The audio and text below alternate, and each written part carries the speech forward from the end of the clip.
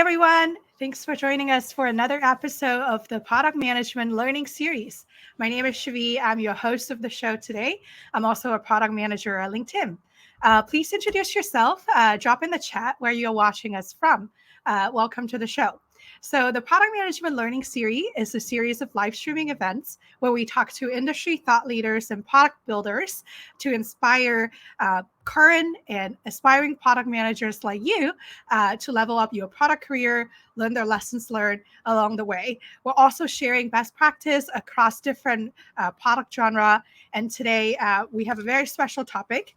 In a moment, I'll bring up our guests. But please make sure you subscribe to our newsletter in the event description, where you can receive a recap of key takeaways from this event, as well as getting ahead of future events that we will be launching every Friday. So today with me, I like to bring to the stream Vidya. Thanks for joining us today. You have so many accomplishments that it makes your bio very long that I have a lot of things to brag about you. You are a product manager, speaker, and singer. You started your career in Microsoft and you hold 21 patents. Everybody, you didn't hear you wrong. 21 patents.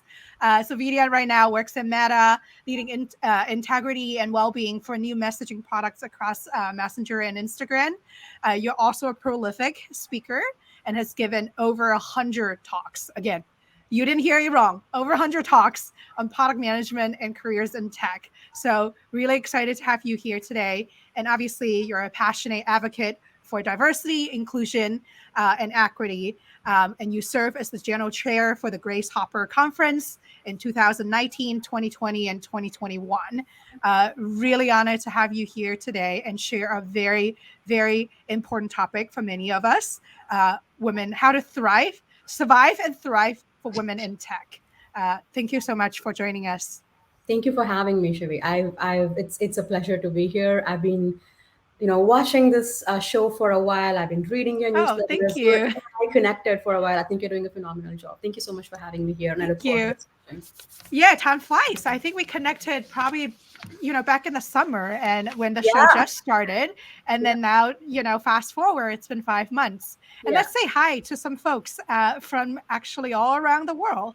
It's We have folks from amazing to see. They're yeah, literally all around the world. South Florida, Vancouver, North Carolina, Atlanta, Toronto. We have France, someone from France joining us from Stockholm. Tennessee, I love Stockholm, Stockholm. Yeah, Canada. Texas, Stockholm is, Spain. yeah, it's like dinner time in Stockholm on Friday. So thank you so much. Mexico City, Spain, Texas. Thanks, folks.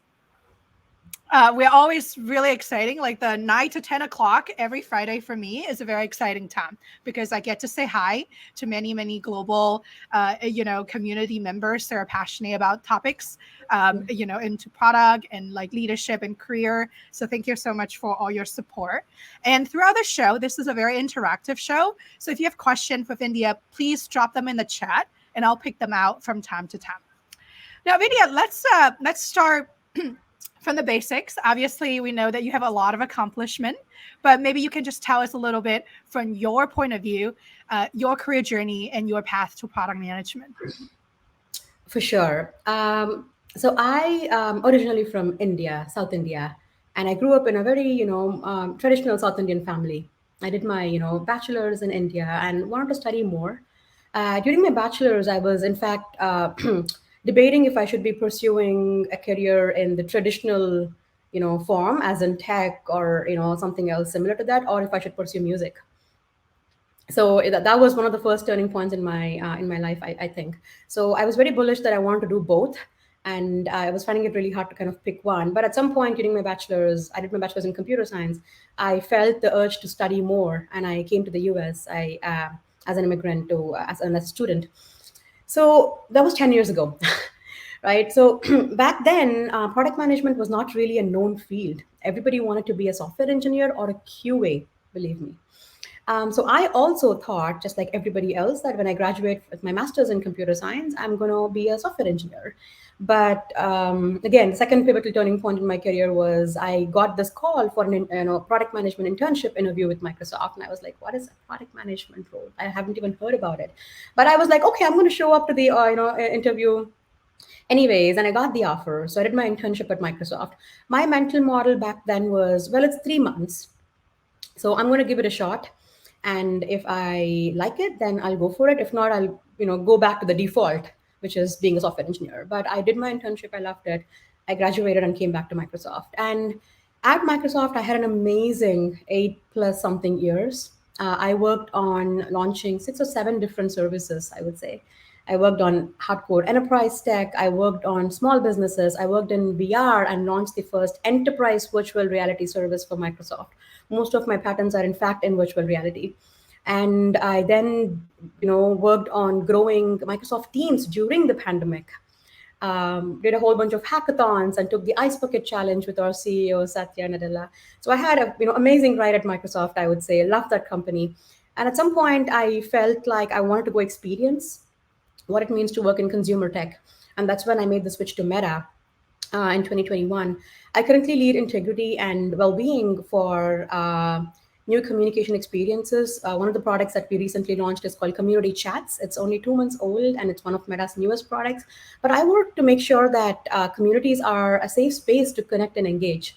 So every time I also write on LinkedIn, you know this, Shivi, but every time I see, any type of, potential harm happening, I'm very passionate about that. I'm like, no, no, no, no, that's a scam. You're being that's bullying. And, my mind automatically switches to like the safety spectrum, I would say. But I'm glad I, took a chance and pursued tech. I'm glad I took a shot and did that internship with Microsoft as a PM, because right now I think PM role is on a high. Yeah, and I think you're also joining Microsoft as some of its most transformative year, going from like software, like a CD software, like box software to SaaS and all that, to the Exactly. cloud computing and everything, and Teams was growing and booming all over COVID, so you were Yes. working on it. There's a But running joke that every time I join an year in, the company goes through a major transformation. So I joined Microsoft 1 year in, the CEO changed, and I Mm. joined Meta 1 year in, the name changed. Right, right. So there's a You are running you joke. are a symbol of change and transformation. But I love you mentioned about your passion for integrity, and trust. Because recently I read a post that you had on LinkedIn. I wish I can project it on the screen, about you sort of unbuck Elon Musk's Twitter craziness, and then helping us to understand, hey, what is freedom of speech really? And I feel like I was educated, on some of this matters, and maybe it warrants another session just to Yeah, learn more about those, because trust and integrity are so important to us, but are so entrenched that sometimes it's like beneath the surface. You just don't understand, like, how we don't have the language to verbalize it, to understand what's absolutely. really happening. Honestly, Shivi, one of the reasons I joined the integrity team at Meta because I wanted to learn, because it's so easy to pass judgmental comments from the outside, and I did that too. Why can't this company do this? Should be easy. Using AI, like it's very easy to kind of throw these jargons out there. But once I joined Meta, and I joined this team because I was very curious to learn. I'm like, I really want to understand what happens behind the scenes. How does it work? How do we keep 1 billion people safe on Messenger? Right? Right. It's been a phenomenal ride. I felt like I learned so much about. I mean, we use customer obsession and empathy, in a different variety of different ways. But I felt like I really learned the meaning of empathy and customer obsession only when I started working on integrity. Like that gives you a whole another meaning of this term, because you really are moving the needle on keeping people safe. Right. And, You and convinced me that is worth another session yeah, just on this topic. But I want to say hi to a couple more global folks. Kin from Brazil, Purity from Kenya, Diksha from India, from Jordan, Nigeria, Laura, Indonesia, and Dubai. Thank you so much, folks, for joining us. This has been an honor to working with many of you, and seeing your names on Friday. And obviously, seeing some familiar face saying hi to me as well. But with that, Vindia, I like to maybe start talking about today's talk is about thriving as women in tech, and then how, maybe allies, we have some men joining us too, it can help us support this important cause. So, what would you say are some of the prominent gender norms that you're seeing playing out in today's workplace, and how they have impacted women, especially women working in tech? No, that's a And great given question. this is such a global community, I Yeah. wonder if you observe or heard any sort of differences in culture and how that play out at different parts of the world as well. Yeah, no, definitely. I just want to ask you a question. Like, Shivi, have you ever heard someone say, "Oh, she's too difficult to work with," or "She needs to work on her communication skills," or the very infamous, "She's very aggressive," right? I think everybody, in the live stream here must have heard this or have should have been on the receiving end of this. And if you dig deeper into these statements, 9 in 10 times, it is not because of the content that is being said, but rather because of who it is coming from, right? And if you look at what are gender norms to begin with, right? Like, gender norms are ideas about how men and women should be and act, right? These are age old traditions, and these were all just imbibed in us, you know and our cultures play a role in gender norms. Our society plays a role in gender norms, right? So it's a complex topic to begin with. But if you look at how this is impacting women, I read this report by the World Economic Forum in 2021, which said 57% of women working in tech experienced some form of gender discrimination in the workplace compared to 10% men, right? Now let's take some examples and try to, dissect this and see how does this manifest in the workplace, right? Many cultures teach young girls to be very docile. They teach them not to speak up, to be caring, to be warm. Like, I come from South India. In my culture, the generation before us, I've seen women stand and offer their seats when the men enter the room. The women eat after the men have eaten, right? And when you observe all of these things, they definitely have an impact on how you think you should carry yourself, how you should behave as a woman. But when for female leaders, this creates a problem of mismatch between what is expected from a well liked woman and what is expected of an accomplished leader, right? So when a woman is decisive, she may be perceived as very aggressive or abrasive. And when a woman is empathetic, she may be seen as soft and not really a leadership material, right? Now let's take another example. When a woman is pregnant, right? There's automatically an assumption that, oh, she's going to be less ambitious. Her focus is solely going to be on her family. Her role is now predominantly that of a caregiver, right? She's no longer seen as a breadwinner. Whereas when a man says that he's expecting a kid, he's automatically seen as a lot more dedicated at work because he's now the sole breadwinner, right? All of these things, how they translate to is, women in the stage who are pregnant or who just had their kids are passed up for promotions or new opportunities. And the opposite is also true. When a man chooses to be a stay-at-home dad, people look down on the idea because of these ingrained gender norms, right? Now, when you take a field like technology, which moves very fast, and juxtapose gender norms, which change at a glacially slow pace, right? The people caught at the intersection suffer. And that's exactly what is happening to women leaders today, right? There was this documentary, there was a TED talk by this, filmmaker, Robin Hosser, and the talk was the likability dilemma for women leaders, right? I love the way she framed that, where the whole idea is that the more competent a woman is, the less she is liked. But the opposite is true for male leaders, right? And data is clearly showing that professional women can either be liked or be respected, but rarely both, right? And now this needs to change because this often leads to female leaders self-censoring themselves. I can't tell you the number of times I type something and then I pause. I'm like, oh, is this too harsh? Will they, not get it? And this adds an additional burden for women because now we always have to think about, oh, how are we going to be perceived, right? If there's a self going on, I'm always second guessing myself of, okay, how harsh can I be? Like, will this come across as too harsh, too aggressive? Will they not like me? And these are all additional burden that women have to carry, right? And this leads to dissatisfaction, this leads to burnout, this just leads to like a mental breakdown or even, right? And as an industry, I feel we must work harder to disrupt these biases so that ambition is not perceived as aggression. I love that. I think it resonated with some of the LinkedIn community as well. Fortunately, interruption was the norm. Like people talk over each other. From Rubica heard this on repeat mode and said when it comes to women themselves. When you were saying that, how the likability dilemma, I think Keen was really resonating with. Yeah. Exactly this is what women face. So now that you made us more aware of the gender norms, yes, there are things that our industry, our companies could do to make it better. And for also all the men joining us, thanks for being so supportive and being educated about some of these nuances. What do you think are the concrete things that women can do to sort of ease this likability versus competence and ambitions dilemma? Is it just to tell us to be okay with it, be okay to be not to be like, and still continue ambitious? Like, what's the right, like, how would you reframe it such that you can overcome that? Yeah, we did a talk at Grace Hopper this year about this exact topic, and here are a few things. Right, there's a lot of things we could do a session just about this, but three things that come to mind are: one is building a level of trust one on one with the people whom you work very closely with.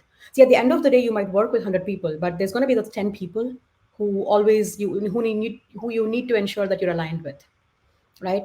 And building a relationship and trust with those 10 people will go a long way. What I do is I share my there was this report about how your I don't know what it was called, the Myers-Briggs test, right? It's basically a personality test, right? And a few of us in our team, we took this test and we shared the report, right? Because I'm a person where when it's crunch time, I am very direct, right? I hate to sugarcoat things, right? I love taking decisions. I ask for data. I push you hard. I question your decisions. Like that's how I work, right? But I shared this personality test, and with my, close set of folks, and I asked them to share how they work so that we understand that, oh, if it is this scenario, this is how Vidya is going to be, and that's normal, right? And also, making sure that you understand each other at a personal level, so that you have that relationship just beyond, oh, I'm a product manager, you're an engineering manager, you're a data scientist. Like truly caring about each other goes a long way. And secondly, elevating women leaders. Like if when you have more role models, I cannot understand this at all. Like when you have more role models in the org, you feel comfortable mimicking those role models even, right? So just making sure that you are growing women leaders in your company goes a really long way, right? And third, for the allies in the room, making sure that when there is an unconscious bias, when let's say a woman was asking you tough questions, and when you walk out of a meeting, when if a guy says, oh my god, she was too aggressive, correct that and ask, was it the content or was it because it came from her? Call these things out, because that is a moment for you as an ally to educate the other person who is having these unconscious biases, and that is exactly when and how you break these gender norms. Yeah, yeah, I love that. I love the building personal trust and having that personality test. Sometimes we call it a user manual. Hey, here's how I work. Even if it comes out as being aggressive, like challenging people, using data, having tough talk, Yeah. that's part of who I am and how we cultivate that healthy tension, right? It's not mean to be Exactly. aggressive, pushing you down and stuff like Yeah. that. Yeah. I also like what you were mentioning about unconscious bias because they're unconscious. So it's so hard. So differentiating the who versus the content, Yeah. so like where it's coming from or what's being said. I think it's a good like sort of reminder or nudge to help educate people. Hey, Yeah. if you were to say those things, do you think people will criticize you in the same way? Exactly. Right. Exactly. Yeah. Awesome. I think like there's a lot of love in the chat as well, and thank you everyone for supporting this important conversation. So I wanted to transition into talking specifically about motherhood because obviously it's a very important milestone for many women, and you're a mother of two, I believe, if I remember correctly. Yes. So as mother, obviously, it introduces a lot of new challenges for women working in tech. What would you say are some of the concrete advice you would offer to women who are thinking about maybe starting a family, and for those who are working as a mom, trying to Mm. balance overcoming that mom guilt of like not spending enough time with their kids, Yeah. but also advancing their career? um, yeah, looking for concrete advice from you. This is again a great topic and a great question, and I'm very very passionate about motherhood and empowering moms in tech. So I have two little kids. I love them. Motherhood or parenting in general, I think, is a beautiful journey. It's extremely empowering and it's extremely satisfying at the end of the day, right? Now, here are three things I would advise women who are thinking about starting a family. The first is, don't plan your life around your work. I hear from a lot of women that they want to start a family, but they're so worried about how it's going to impact their careers, right? They're like, they always try to kind of plan, okay, I think I might get this promo by this year, and then a couple of years for getting to this stage, and then I think I might be in a comfortable stage. No, you're never going to be in a comfortable stage where you feel ready to start a family. I mean, there are other things, obviously, financial, status, your emotional maturity, and all of that stuff, but from a career point of view, a career is ever changing. Your life and careers are marathons in the grand scheme of things, and a few slower miles will not matter. And no matter when you decide to become a mom, your career will take a different turn, right? No matter if you do it in your late 20s or early 30s or early 40s, your career will be impacted in a in different ways, right? You must feel empowered to start a family when it is the right time for you. So don't plan your life around your work, right? It should be the opposite, in fact. And secondly, ask and advocate for maternity benefits in your company. Good maternity and parental benefits are very, very, very essential. And this is not just paid maternity leave. The US is the only wealthy developed country which has 0 weeks of mandated paid maternity leave. It's almost shocking if you think about it, right? And if you work in a company that has a good, parental leave, then awesome. If not, ask for it, advocate for it. And this is not just paid leave. You also need to have paternity leave to level the playing field for women. Only if a dad goes on paternity leave, he will understand what is it for a mom, or at least have some understanding of all the things that a mom is doing and how she feels when she comes back after 6 months, right? But there are also other things like availability of hygienic mother's room, insurance coverage, backup childcare, flexible options to return to work, support for nursing moms who travel, right? Employee resource group. Like, these things make a huge difference. These things can make or break a mom's career when she comes back from after having a baby. So definitely ask and advocate for all these benefits. And third is build a support system. The cliche, it takes a village, is so true. You will need a lot of support to navigate pregnancy, to navigate postpartum, navigate to return back to work, plan your next career move, plan, give you tips on how to raise your kids. No two kids are the same, right? But you start building your village with people who can have a positive impact on you and are willing to help you without any judgment. I wrote an article for Huffington Post probably 3 4 years ago on all the judgment that moms impose on other moms. It's ridiculous, to be honest.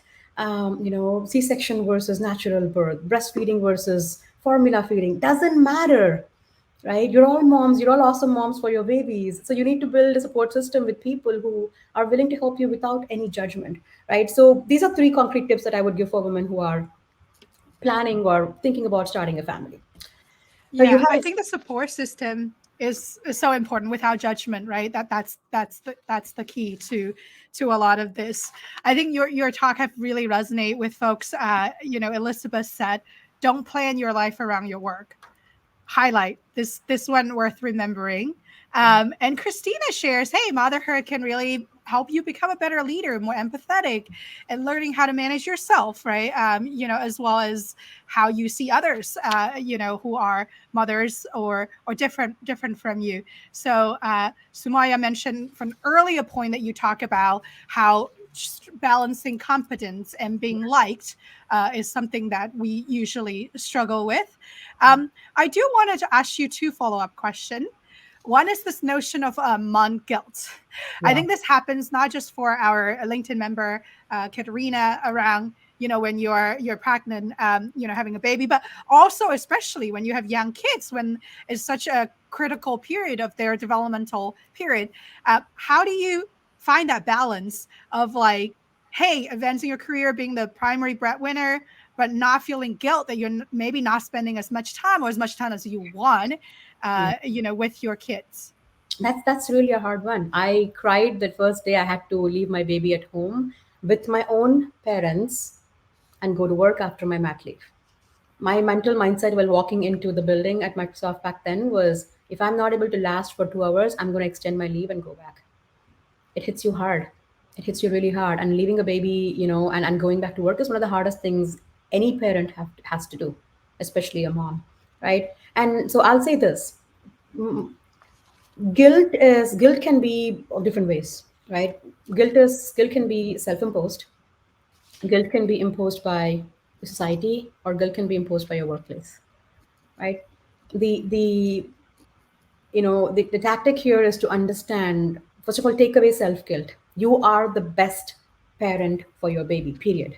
Like, write that down somewhere and like put it so that you can see it, right? No matter, it doesn't matter if you miss a couple of games for your kid. Your still kid will still love you. You're still nurturing them with love and affection and support, right?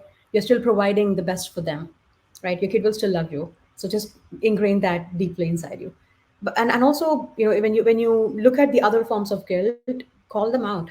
If somebody tries to guilt you into something, just have a response to that. Like, cut it right there. Don't take it to heart. Don't let that mess with your head, right? See, at the end of the day, and going back to Katrina's question here, is it's all about balance, right? Like the whole doing it all, yeah, you can probably do it all in the grand scheme of things, but for that particular day or for that particular week or month, you can do a couple of things really well and figure out what are those couple of things. Like today, after this show, I have to go for a recital for my kid. So I told my team that, hey, and I also have a doctor's appointment because I'm down with, a little bit of cough today. So I'm like, yeah, for today, my goal, my priority is to take care of myself and not miss that recital for my kid. So for that, I worked late last night to balance that. Right. Like that's how you have to balance these things, unfortunately, right? Because time is a fixed resource, your energy is kind of fixed, right? So you pick the things that you can. And I love this analogy that I heard from one of the leaders at Microsoft. You have two hands, and there's a limited set of glass balls that you can hold in your hand, right? So when you have to pick up the next glass ball, you have to put something from your hand down, pick up the next one, and you decide what those two or three things are going to be that you can hold safely. I always remember this. Yeah, like you remind me of one sentence when I do ask women leaders, how do you have it all? Because that's usually the question. I think that the key is you can have it all, but not all at the same Same time. time. Exactly. Yeah. Exactly. So I think your talk really resonate with like support system cannot be emphasized more. You can find it maybe within your family, but also within employee resource group (ERGs). So make sure you reach out and leverage those resources. So thanks, Regina, for sharing that tips. Um, we are coming up very quick, but I do wanted to ask a couple more questions. One is about reintegrating into workforce. Mm. Let's say whether it's your pregnancy or your motherhood have taken certain ton away, from your work. You have to step away from work, maybe taking a break in order to take care of your family. What would be your advice for reintegrating into the workforce? Yeah, returnships. That's another very top of mind topic for everybody, I would say. Quickly going across a few tips here. One is select companies that have a good returnship programs, right? And if you are part of a company that can actually introduce a returnship program, please do. Returnships are like internships to re-enter the workforce. Like most of these include some sort of technical training and mentorship to help increase the trainees' confidence, right? Sorry, I just had to mute to like cough. Joys of being a mom. I got a cough from my kid. Um, the second one is give the candidate a fair chance and don't lowball them. Right, a good returnship program takes the past experience and skills into consideration so that the candidate is not starting all over from the bottom, right? Because that's gonna demotivate them and then want them to quit again, right? And the most important thing is offering equal pay, right? So many candidates do pick up new skills during the break, right? They may do freelancing work, or they may take courses or teach or volunteer, right? Now, when they perform well in the interview and meet the bar, please don't let the career breaks through the pay, right? If you don't offer equal pay, it's going to demotivate them and the cycle starts all over again. Absolutely. Um, what for all the male attendants, in our talk, what would you say are some tips for allies to help support? And then I believe a couple of you, like Adrian is the new, potentially a new father. What are some tips on that front in terms of supporting, the mothers and the family, and also advancing work? Allyship is so important. And again, I apologize for all the cough. The first one I would say is listen to learn and not talk. You know, genuine listening requires focus, it requires sincerity, empathy, and resisting the urge to interrupt, right? And second is what I called out before, which is call out unconscious bias openly. The third is recognize your privilege, right? Many men view their issues from their point of view, right? Remember that being an ally is not about you. There will be situations when things will get uncomfortable, and that's okay, right? Don't shy away from engaging with women because that leads nowhere. Just be comfortable being uncomfortable. That last part is gold. Being an ally is not about you; it's being supporting others, and being comfortable with the uncomfortable. I like that, and hope you recover soon with Oh, thank you. all the It's talk. just a common cough, so I'm okay. Thank you. Right. I want to maybe end this part of our talk with one other important topic, uh, which is about sponsorship. We often heard that we need sponsors in order to advance our career. How would you advise women to seek sponsorship in a company? And how is sponsorship different from mentorship? Ah, so they're very different. Mentorship is, it's a relationship between someone sharing their knowledge, providing guidance, and someone learning from that person's experience and examples, right? Now, a mentor is reliable. They can share tips and tricks. They're available for you to reach out. Mostly mentorships are time boxed. Now, when this mentor becomes an advocate for their mentee and is willing to put their reputation on the line because they believe in the mentee's ability and potential, that mentor is now a sponsor, right? So, a sponsor is someone who promotes the protege to other people to help advance their career. Now, I really like this quote I read somewhere where mentors help you skill up, whereas sponsors help you move up, right? So, how do you seek sponsorship, right? First, You're getting a lot of support from the community, fighting it through with us. So take your time if you need time oh, to no, drink thank your you, water. thank you. I have cough drop. I have warm water. I took a shot of cough drop before this, but still, this is It real. happens. No worries, no worries. Couple 2 weeks ago, I was also fighting COVID, and I was on the screen. My trick, though, I was lucky because I would speak less than you because you're the main speaker, so you do have to be on screen. My trick was to just hide myself and drink water, and told the speaker, "Hey, if you see me feature you on the screen, it's because I'm cleaning up my own mess." I But know take this your is like time. keeping it super real, right? I think I was good for the first 25 minutes, and then like the cough just like I'm like They start to kick.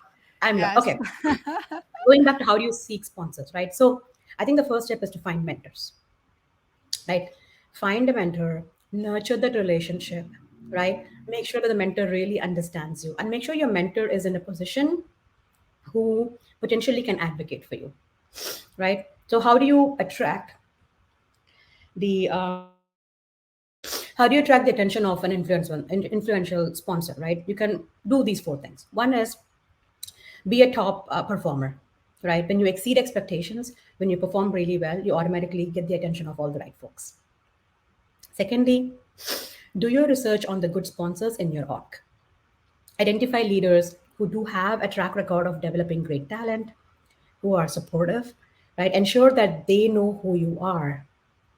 And you do this by talking about the work that you do, not just in your role in your org, but even beyond that, right? If you're volunteering somewhere, make sure they know that. If you're sitting on the board of some nonprofit, make sure they know that. And thirdly, raise your hand for new opportunities. Raise your hand for opportunities that are outside your comfort zone, right? Even if there are, stretch goals that you have to take, where you get an opportunity to work directly under this potential sponsor, definitely go for it, because then they are able to see you in action, and that goes a long way. Finally, have really clear career goals, right? Because if you are not clear about your career, nobody can advocate for you, right? I had in my career, I've had moments where I knew I had a sponsor rooting for me, and other times when I never expected a sponsorship from that leader. So sponsorship can come to you in many different ways. You just have to be sponsor ready at all times. I like that sponsor ready part because you never know. You're opening yourself to serendipities when opportunity arise. You're getting some tips on how to I recover know, too. Shweta. I'm like, I've been chugging honey like it's. All right. Maybe, hopefully, we'll get you a break very, very soon. And thank you so much, Vindia, for joining us and sharing some of the really, really important point around a very important but challenging conversation. So I love that you bring some awareness, more tips, concrete actions that we can take. We all can take, both men and women, to help support each other. And make sure, folks, that you subscribe to our newsletter because we'll be recapping all of those key takeaways in our newsletter. Now, with that, we have one last final rounds of lightning question where we ask every speakers on our show. You can answer in less than a minute, 60 seconds. Are you ready for your Yes, lightning round? let's do it. Awesome. Drum roll. I think Jump. I need like some sound effects that I can play to make it more fun. All right. First, Vindia, what's your current favorite product and why? Oh, Apple Watch. This is the only product that I use from 6 a.m. to 12 p.m. Do you use it to track like health stuff? What makes it like unique? Mostly for fitness. I'm also very competitive, so the rings and the step count and all that, just gives me that push. Nice. Awesome. Who would you consider as your product role model that has been really influential in your career? This would be one of the directors that I worked with at Microsoft. He's now a VP. He had a phenomenal product sense, but the winning trait for me was his empathy. He Hmm. genuinely cared about his people. He had zero ego. He was one of the very few leaders who acknowledged when he made a mistake openly. So I like those low ego leaders as well. he's had a great culture, and I honestly learned a ton from him. Yeah, leading by example. So, last question: what would you say is your parting advice to folks on this show? We're in this together. This is a community. It's an amazing community. The tech community is amazing. Especially the tech community on LinkedIn. I absolutely love it. The product community is amazing. The moms in tech community is strong. So we are in this together. So never feel you are alone. Rely on the community. Build your own tribe, and we lift each other up. Awesome. Thank you so much. I think we're getting a lot of love from the community. Uh, you know, uh, I'm trying to feature folks. So Maria said, this is a great conversation. Thank you for us both. Every session with you, India, is gold in bold. So thank you so much. And then don't forget, sponsorship is key. So you need to build those relationships, get ready for sponsor as it happen. So thank you so much for joining us for today's conversation, despite being, a little sick, and hopefully you'll get some time to rest over this weekend. And thank you so much, everybody, for joining us as well. I hope to see you next Friday for another PM Learning series. And thanks again, Vindia, for joining us. It's been a blast, and thank you everyone for joining us this morning or evening. Love the conversation. Thank you. And yes, there will be a recording of this, and make sure you subscribe to our newsletter. So see you next time. Thank you. Bye.